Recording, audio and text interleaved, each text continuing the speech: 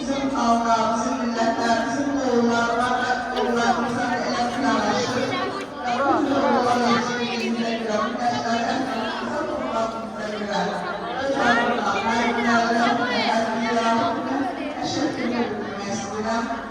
İnşallah büyük Allah'larımıza tabii günler göstermez.